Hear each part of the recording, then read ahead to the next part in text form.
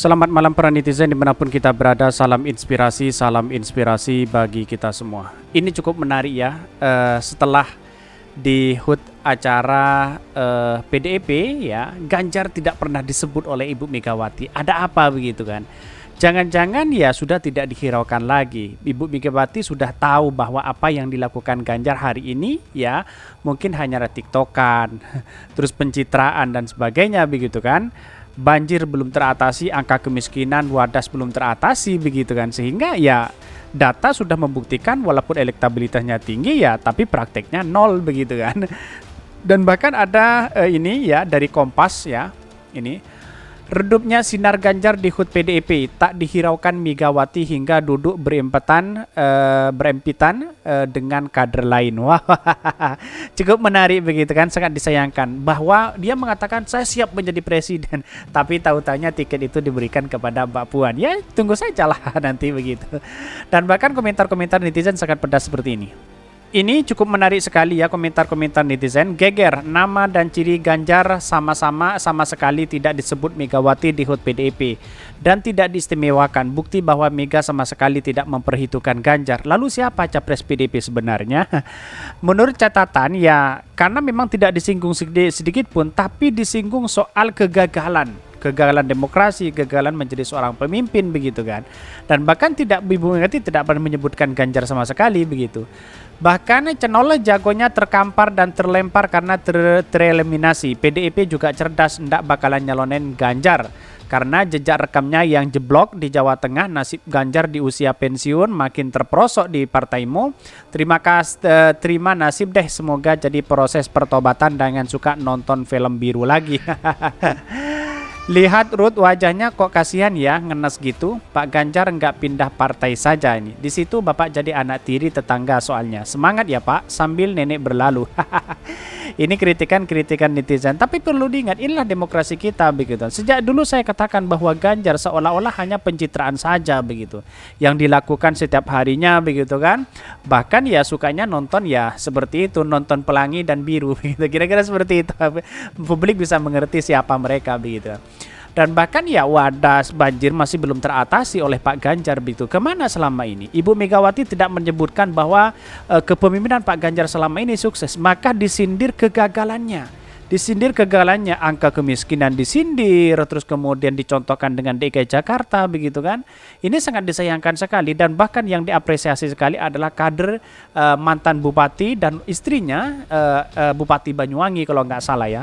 Ini sangat menarik sekali begitu kan. Seolah-olah Pak Ganjar selama ini ya seperti itu begitu kan. Tidak menghiraukan apa yang disampaikan oleh Megawati. Seolah-olah karena memang elektabilitas dan popularitas dan masalahnya banyak, tapi catatan demokrasi kita ya kalau ingin calon presiden ya harus diusung oleh partai dan presidensial threshold itu harus sampai begitu kan. Ini masih ingatkah Jokowi waktu dicalonkan sebagai capres sesama kader konflik dulu? Ini nggak jauh beda dengan cerita film, bintangnya aja yang beda. Judul filmnya Nyari Simpati ini. Pastilah dikasih ya Puan Maharani sama ketum PDIP. Sama masa iya anak yang dicalonin dapat 20% suara ya aja dibagus. Trik-triknya sok-sok zalimi. Ini banyak sekali yang men-tweet mereka begitu, yang mengkritik begitu. Tetapi yang sangat di publik menanti sekali apa yang disampaikan oleh Ibu Megawati, bahwa apa yang selama ini digadang-gadang menjadi calon presiden terkuat di partai PDIP, tapi pada hakikatnya ya keok juga di hadapan Ibu Megawati begitu kan. Ibu Megawati sudah mengatakan di tangan ketua umum lah yang menjadi calon presiden dan nama-nama presiden di situ begitu. Tetapi ya pendukung-pendukung Ganjar ribut sekali, katanya mau ke sana ke sini, tapi pada hakikatnya tidak bisa, karena pada intinya adalah ya kader PDIP yang menentukan siapa calon presiden di 2024 begitu kan, bukan pendukungnya tapi partai pengusungnya. Kira-kira seperti itu kritikannya. Dan bahkan ya pudar sekali Pak Ganjar ini begitu, dan bahkan ya menurut saya pribadi ya agak malu lah apa yang dikerjakan selama ini begitu. Banjir belum surut, belum apa-apa, pencitraan Ganjar sudah kemana-mana begitu. Ini sangat kelihatan sekali, Ibu Megawati sangat cerdas sekali begitu. Dan walaupun para buzzer dan cebong hari ini suka sekali mentweet keberhasilan keberhasilan Pak Ganjar, walaupun keberhasilannya tidak tahu keberhasilan dari mana begitu kan, tetapi selalu menjunjung Pak Ganjar begitu. Tapi sekarang apakah dia akan pindah ke KIB? Ya monggo, silahkan saja begitu kan. Ya saking kecewanya begitu kan Ibu Megawati terhadap Pak Ganjar selama ini, yang hanya dramatis ya kerjanya ya hanya pencitraan begitu kan masuk di situ. Dan bahkan mari kita baca terlebih dahulu beritanya seperti ini.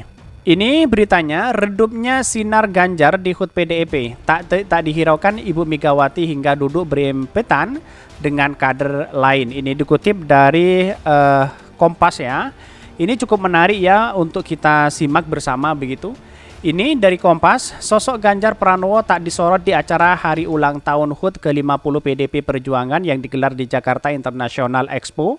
Dalam pidato 1,5 jam, Ketua Umum PDIP Megawati Soekarno Putri, nama Ganjar ya Jawa Tengah itu tidak sedikit pun disebut. Bahkan Ganjar juga tidak diperlakukan spesial sebagaimana elit-elit partai. Dia tidak mendapat potolongan tumpeng dari Ibu Megawati, juga tak duduk di barisan kursi tamu terdepan.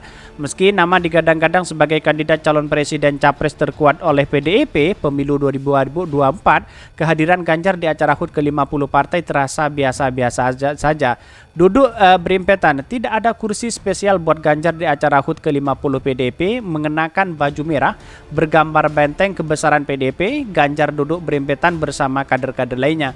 Kursi yang ditempati Ganjar juga bukan barisan terdepan. Barisan kursi terdepan diperuntukkan buat para pejabat negara seperti Ibu Megawati, Presiden Joko Widodo, dan Wakil Presiden.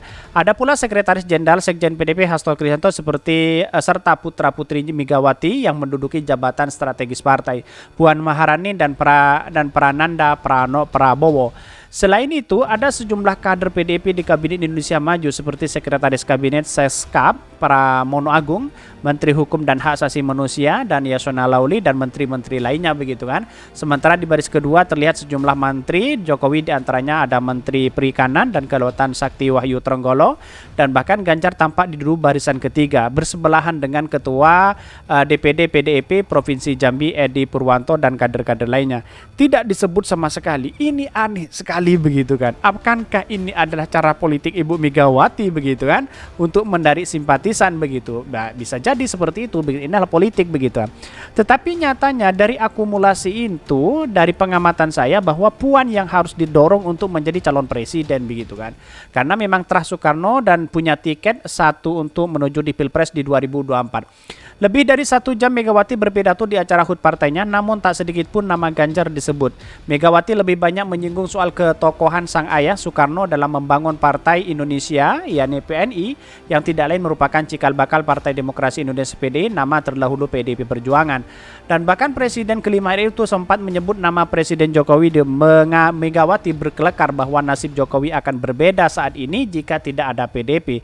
Kalau seumpama dibalik, kalau tidak ada Pak Jokowi, nasibnya PDIP bagaimana? Itu kan takdir untuk mendapatkan itu. Tapi di satu sisi ya juga ada benarnya juga begitu. Tidak salah mengatakan seperti itu begitu.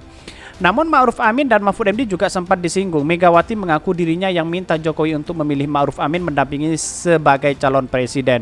Bersamaan dengan itu, Megawati juga meminta Jokowi menunjukkan Mahfud MD sebagai Menteri Koordinator Bidang Politik, Hukum, dan Keamanan Menko Polhukam di Kabinet periode kedua pemerintahan Jokowi.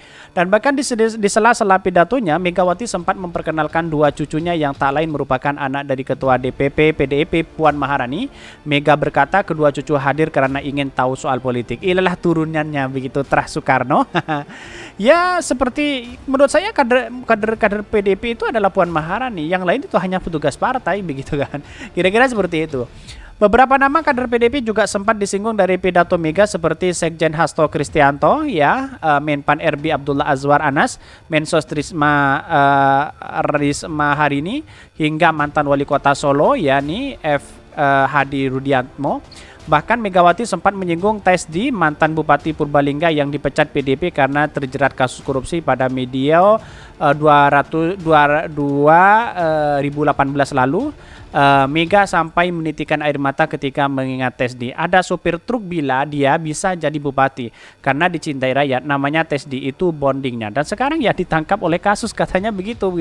Kasus korupsi hari ini begitu kan.